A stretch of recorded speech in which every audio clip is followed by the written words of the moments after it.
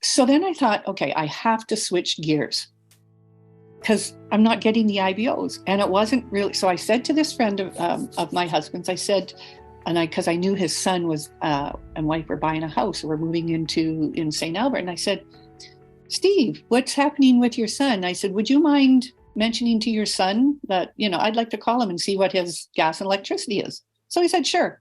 So it wasn't until really the 14th that I started doing anything in respect to phoning people. So it was like 2.5 weeks. And then, of course, it was lots of follow-up.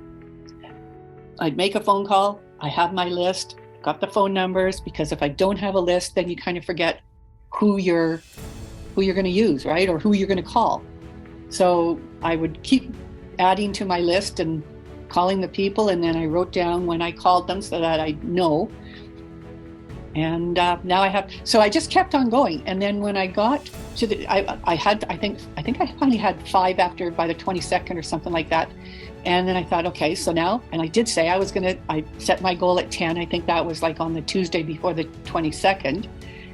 And I reached that goal, but then also that it wasn't until, I kind of reached that goal, but I thought in order to reach that goal, what do I have to do? I had a couple of the articles from that you got on there, but I printed them off and put them in paper form, and I highlighted stuff, and then I took it with me and I went around into my crescent and I said, hi, my name is Lynn McCartney. I just live in the crescent in the corner there.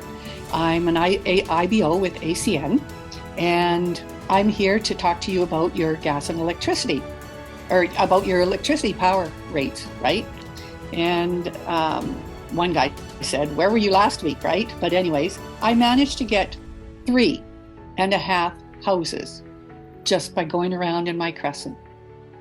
So, just different things. You just got to keep on going and trying. And I said, I want to make that 10. And, when I got the 10, I want to make more. And I'm thinking, okay, I just had to keep following up.